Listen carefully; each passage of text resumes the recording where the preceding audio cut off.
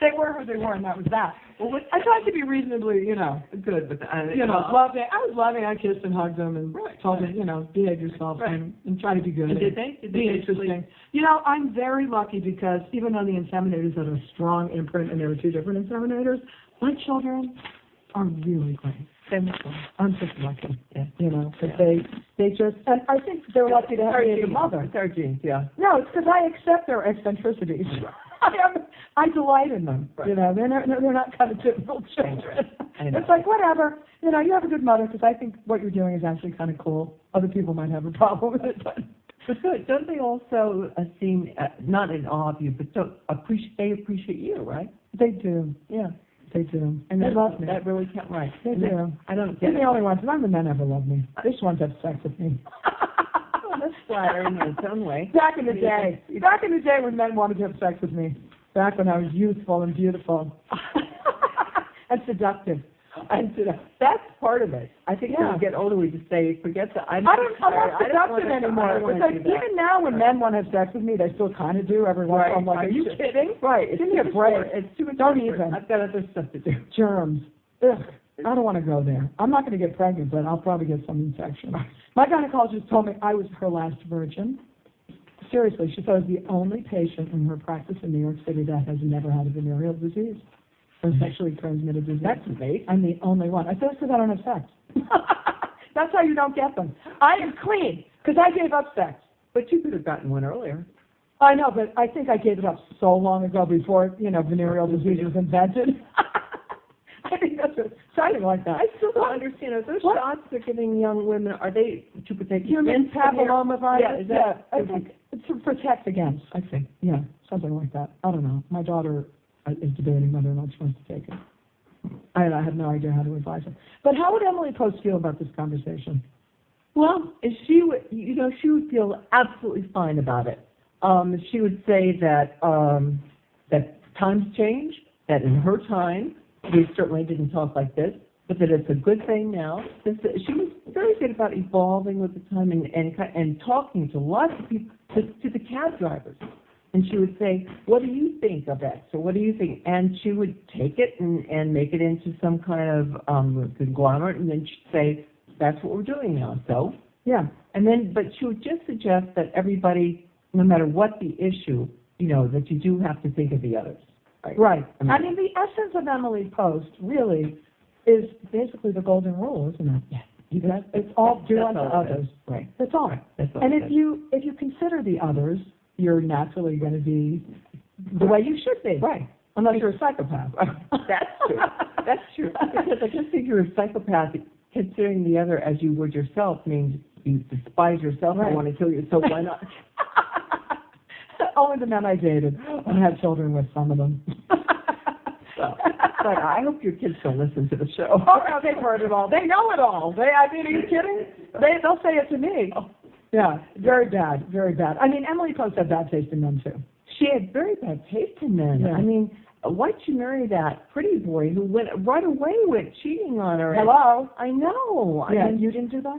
No, I didn't. Oh, I didn't. I was always a good girl. Really? Yeah. I only had sex with the pretty boys. Oh. All handsome. Oh, no, when I was single, after I divorced my first husband and had that few years of freedom, I cut loose and made up for all that. I married at 19, so I was a virgin. So then I got to really experiment. Okay, all right. So you did it too. Oh, yeah. But she has this horrible marriage. Right. Talk to me about her marriage, because it's fascinating to me. Well, certainly at the beginning, it was very much the Gilded Age model where, she was giving these dinners all week long, especially in Tuxedo Park, where everybody, the same people would come together at different people's houses 3 times a week, so formal, and the whole day, her whole life was spent preparing for the dinner guests and changing her clothes 3 times a day and so forth. That's fun. Well, it does for about 2 weeks, right? Mm-hmm. And then I think it must be getting incredibly boring and tired. I love having dinner parties and getting dressed. Me too, but really, it wouldn't be good for your whole life. Right? No, it would be good for the later part of my life, which is now. Right. Okay, I've accomplished enough. Now I just want to have dinner parties. Right. Especially if servants do it for you, right? Because she said that you should really have 3 servants. Definitely. I mean, lots of turtle soup, because at that time she was importing the turtles from Baltimore, and that was the thing of the day. So they were having turtle soup all the time. Yeah, I want to talk about Tuxedo Park, because most people don't know Tuxedo Park, the first gated community in America, right? Really? So tell us a little bit about Tuxedo Park, because it is quite a place. It is quite a place, and I will say, just to interject this, during the book tour for that book, one of the events was the library trustees at Tuxedo Park had a lavish dinner for me at the who are the people who own Delaware, so that'd be but anyway, they live there. Own Delaware. Can you ask Siri on the iPhone? DuPont. That's it. And supposedly Siri doesn't give answers anymore. That's very good. That would be a question for Siri. Yeah, the DuPont. So the DuPonts were very good about lending me and my husband their mansion to rest in one afternoon while everybody went to the next mansion and prepared the dinner in my honor. And the people preparing the dinner were two men who were just starting up their own special private club behind Tuxedo Park. One was a heart surgeon, and one was a stockbroker. And they were leaving their professions and becoming chefs, right? I like that. Isn't that cool? So anyway, at this dinner, which then we went to, and at the next mansion, there were maybe 25 people, and a lovely, old-fashioned kind of everybody walking around and cocktails and very Emily Post. Very Emily Post. And we sat down, and what I was struck by was very, very wealthy people, and they were quite appealing. Really? And lovely. There was not. That's shocking. Rich people who are appealing? Stop it. And they're Republicans? Come on. Well, that's what I'm saying. Yeah, were they Republicans? Well, many. Probably, yeah. Well, they do give good dinner parties. I mean, the thing about Republicans and rich people is they have nice houses. They have good food. They dress beautifully, and they can afford to. It's a beautiful thing. Until you scratch the surface and realize they stole your money to get it. Okay? Did you read the guy from Goldman Sachs who resigned today? I am going to read his op-ed piece in the New York Times later in the show. You can stick around for that, because he basically said these rapacious capitalists at Goldman Sachs and other places like that basically spend their lives thinking of ways to steal your money, the clients, the this, the that, and that's what they do. And he quit. He said, I've had enough of this. They live to figure out how to rape and pillage worldwide. That's how you get a beautiful, gorgeous mansion in Tuxedo Park. That's how you have beautiful food a lot of the time, because behind every great fortune, as Victor Hugo said, is a great crime. Well, but anyway, I'm glad you had a good time. But maybe too, but this kind of action, this guy quitting, right, and calling the people on that. I love it. And I want to marry him. I want to have children with him, even though I brought eggs. I want to turn back the clock. I would even go back to having sex just to thank him.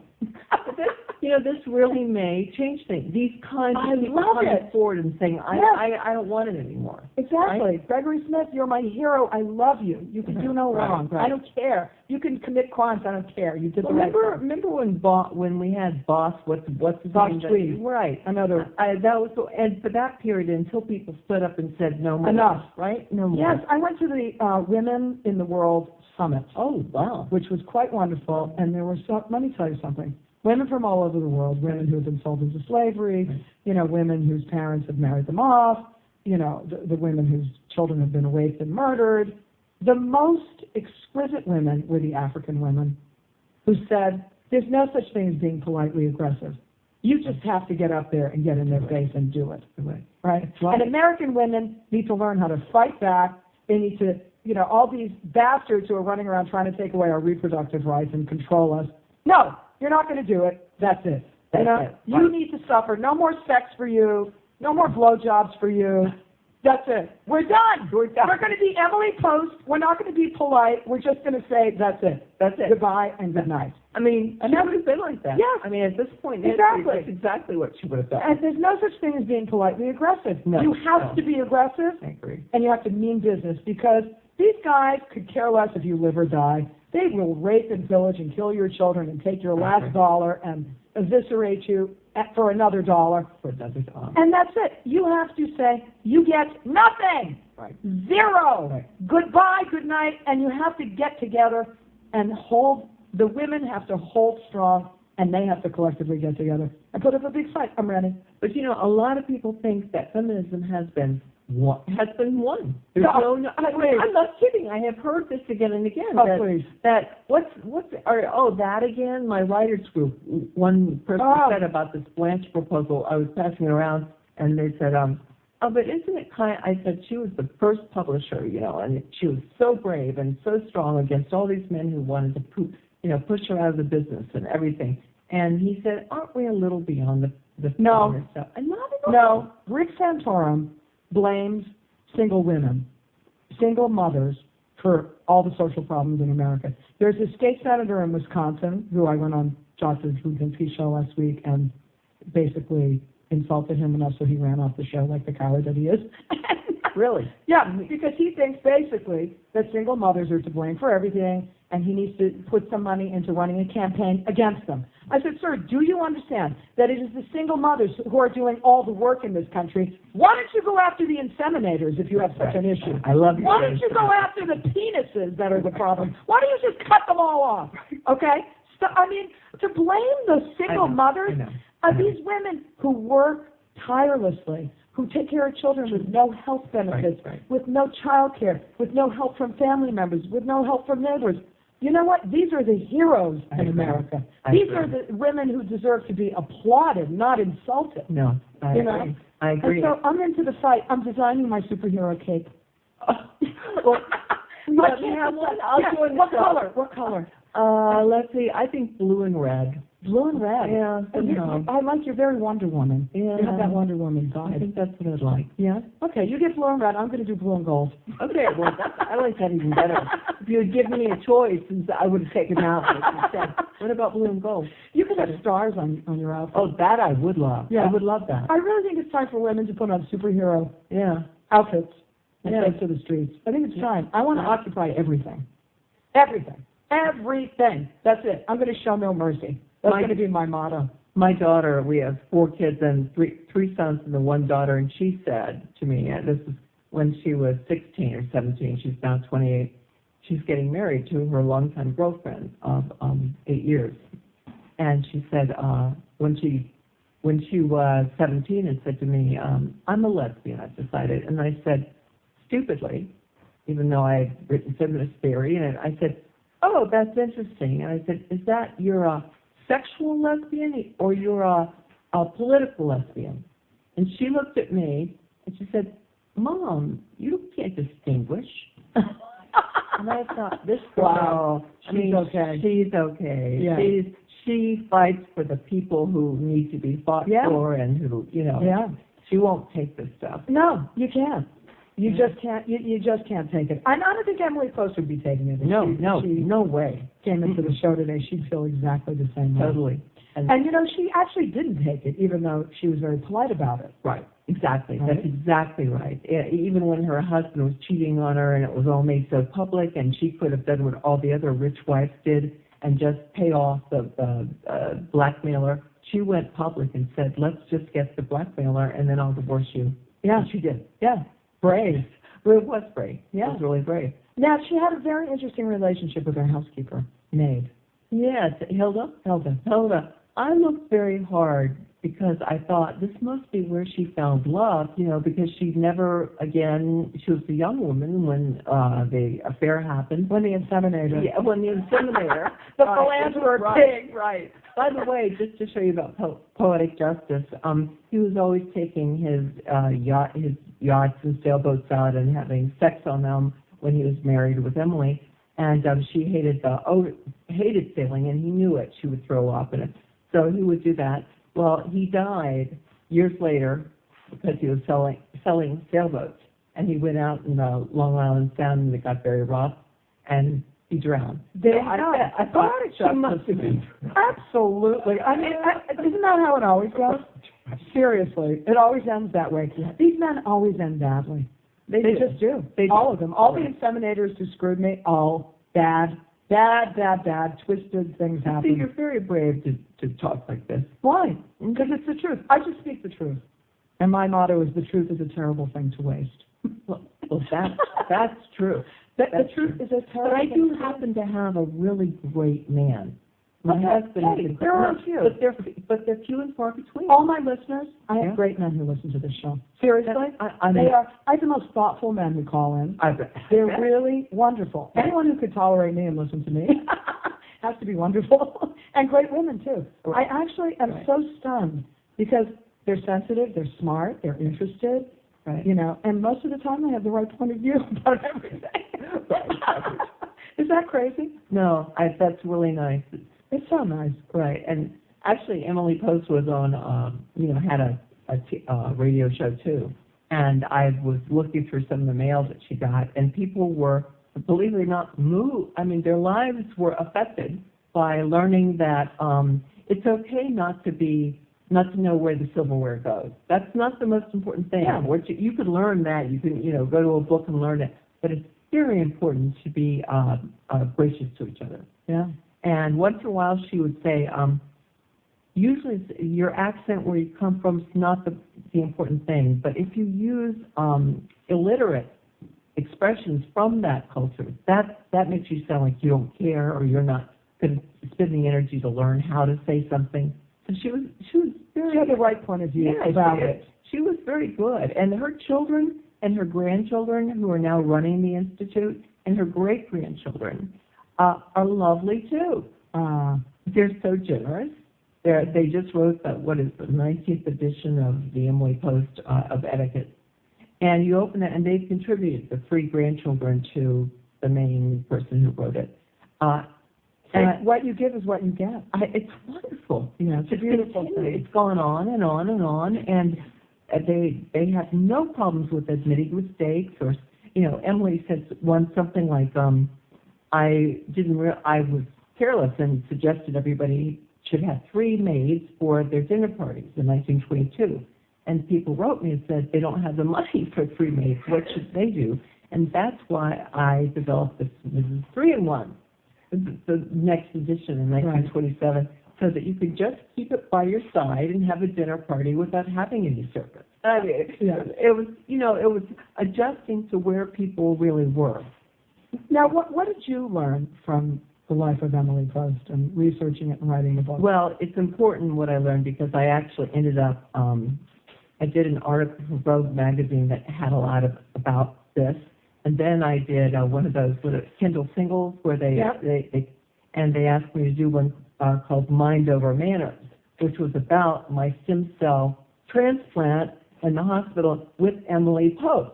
So that shows you that she can connect with anything, right? But anyway, I learned from her that stillness and a willingness to be foolish and not care what other people think, as long as I know that I'm trying not to do harm, that I mean well. Right. As long as I know that, then I can let go.